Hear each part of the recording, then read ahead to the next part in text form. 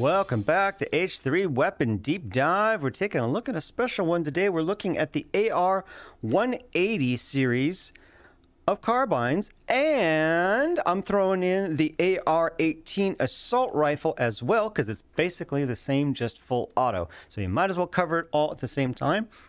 We're going to be covering 4 rifles today. We've got here in home SMG rifle carbine, the AR180. We've got the AR180C, which is a compact version of it. We've got the AR18P, which has no stock and a different handguard and a foregrip from the C.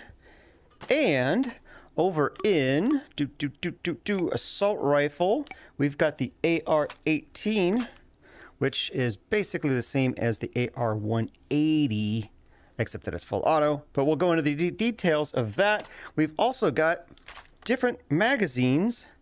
These are not STANAG magazines. These are all chambered in 5.56 by 45, but they do not take STANAG magazines. They take their own bespoke magazines that look a lot like STANAG magazines, but they are not. And there are 20, 30, and 40 round versions of those. It's got its own special rail adapter. It's got its own special sight. We've got folding stocks. We've got so much stuff to look at. Let's check it out.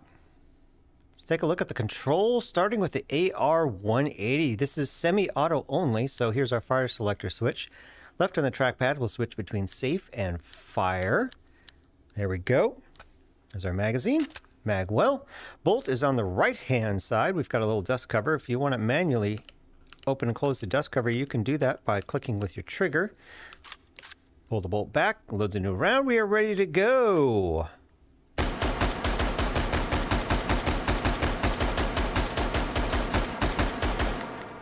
It will lock open on empty down on the trackpad, will eject the magazine, put a new mag, press up on the trackpad, and nothing happens because there's no bolt release. Boo! There's also no bolt release button, which is unfortunate, so you will have to pull the bolt back and release manually, but at least it locks open on empty, so that's good.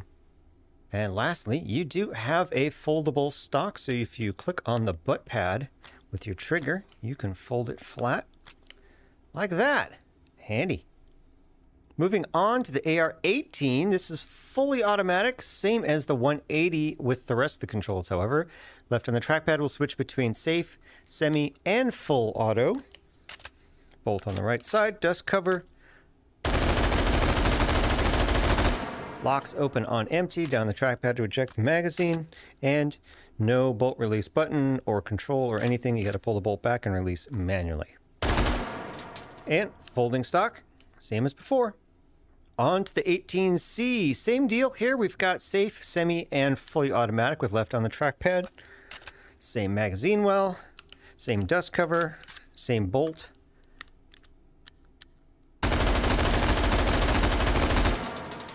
Locks back, and still no control to release the bolt. You got to pull it manually. Same folding stock as well. Click on the butt pad and you're good to go. Finally, the 18P. Can you see a theme yet? Same deal. Magazine over there. Dust cover over there. Bolt is over there. Left on the trackpad gets you to full auto for fun. Locks back. Down on the trackpad to eject the mag. And again, no button or up on the trackpad does also nothing. Release and you're good. And this time, no folding stock. Well, that's one less thing to worry about. Let's see what attachments will fit. Starting again with the 180. Let's start with rails, question mark. No rails, but we have a special rail adapter here, which goes right on top like that. Now you've got a top rail, and you can put whatever rail attachment you want on there. You can put scopes, lasers, whatever you want up there. Also, I'll talk about this more in the sights, but it has its own custom AR18 optic, which will fit right on top there. How cool is that? We'll check that out in a second when I look at the sights. Moving on, give me that back. Let's look at the barrel. Can we put a muzzle brake on there? Yes, we can. Can we put a suppressor on there? Sure. How about barrel extension? Yep. And rail adapter? Yes, thank goodness. All important. Battle spatula. Oh, got scared there for a second. Yes, the battle spatula will go. Foregrip? No foregrip. Stock? It's already got a stock. Doesn't need another stock. All right, there you go. Moving on to the AR18. Same deal as the 180. I'll go through it pretty quickly here. No rails on the top. Special rail adapter goes there. Put anything you want on that. The scope goes there. Yep, looking good. Barrel is the same. Muzzle brake, yes. Suppressor, yes. Barrel extension, yep. Muzzle brake adapter, dealy boo. Battle spatula. Yes, battle spatula. No foregrip. And yeah, that's it. On to the 18C. Yep, same thing. Again, I'll do it super fast. Rail adapter goes on top. Sights go on top. Nice. Gimme. Battle spatula. Okay, now we're good. Now we're okay. And all the muzzle stuff works. Yep, all the muzzle stuff works. Suppressors work. All that's good. And yep, that's good. Okay, same as the other ones. All right, on to the 18P. Little different here. We got no stock, so right off the bat, yep, you can put an extra stock on it. So that's cool. You can get it back to kind of an 18C style configuration. It's got the rail thing on the top. It's got the sights on the top. It's got no other rails on it. Battle spatula will work. Muzzle brake will work. Fantastic. Suppressor, you get the idea. Foregrip, well, it's already got a foregrip on there, so you don't need another foregrip adapter thing on there. Cool. Looking at the iron sights. This is the 180. We'll start here. Iron sights. Oh, nice rear aperture. Good front post. They don't really particularly line up in any way that's meaningful, so that's a bit of a bummer, but they seem to work just fine, and they're adjustable. If you give it a click with your offhand trigger, you get a smaller aperture, which says 400 on it, which might be set for 400 meters, might not be, who knows. But it is different, so that's there. So let's take a look at our custom optic. Let's clear that up. What do we got here? Not too bad. Pretty small optic, but it is nice and clear, and a big old X. Looks like it is raised up enough that it's causing a problem at this short range.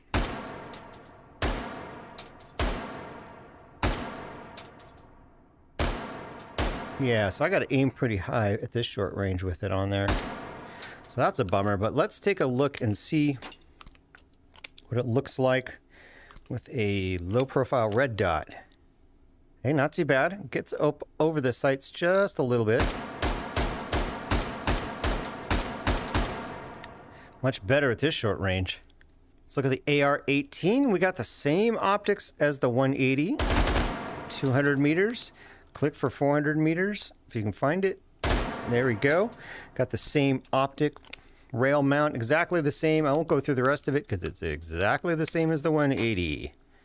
On to the 18C. It looks like the same deal, although the sight is a little closer together because the barrel's shorter.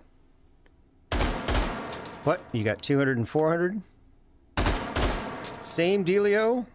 Same custom sight. Same pick rail adapter. Everything else is the same. And finally, the 18P, which is the same as the C, just without a stock. But without a stock, boy, it gets way up in your face. A little trickier to manage like that, and you can click it for 400. So that's cool. It does have, it does have a spot for the custom sight as well. Wow, I cannot see what I'm shooting at. It's so much recoil. Do a recoil test with AR18, fully automatic, 30 rounds of 5.56 by 45 NATO. We're going to put the red dot on there for accuracy. Here we go. Ooh, that started really good. Yeah, 10s and 9s for most of that. Ended up with an 8.9 average. It looks like as, yeah, they drifted off into the 7 and 8s there later, but the first half of the mag was dead on. Let's see what we get with the muzzle brake. Ooh, that felt pretty good. Felt pretty good. Yeah, still first half of the mag is excellent. Ended up with a 908, so a little better. Yeah, but it started to drift towards the end of the mag that time. Still only in the 7 and 8 ring. I mean, it's quite good. On to our suppressor.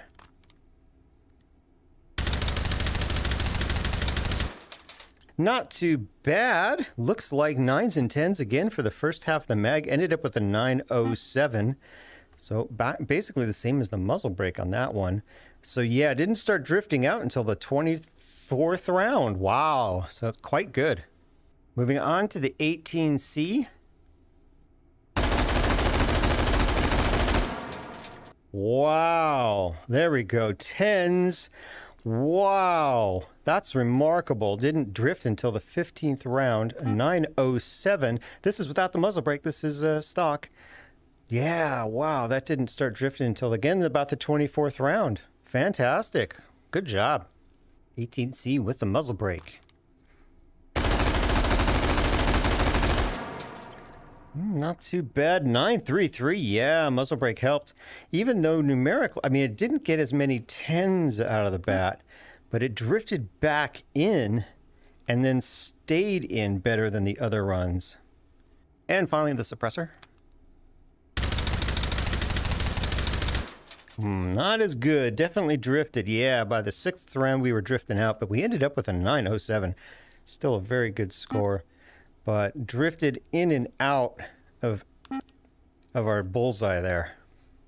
Finally, our 18P, since it doesn't have a stock to begin with, I'm going to try it without the stock, see what we get. Ooh, dramatically different without that stock. Good first shot, and immediately we're in the 4 and 5 ring. 403 average, so yeah, that stock makes a difference. All right, no stock, muzzle brake. And the foregrip.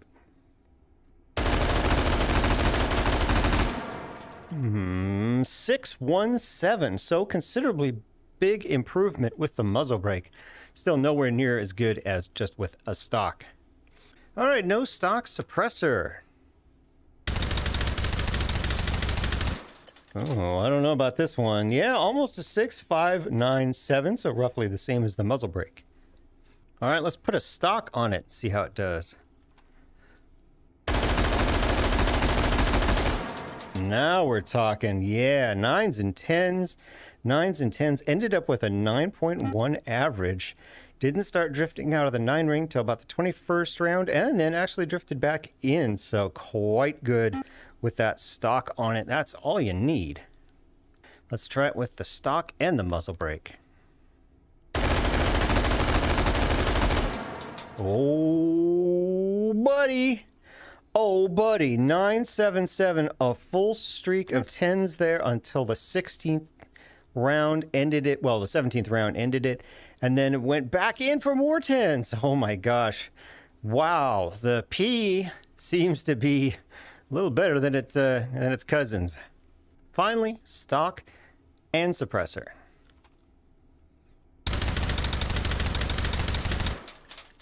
Feeling pretty good. Not as many 10s as with the muzzle brake, but hey, almost got a 9, 8.93. Let's look at the second page. Yeah, pretty consistent there. Not a lot of 7s, so still really good.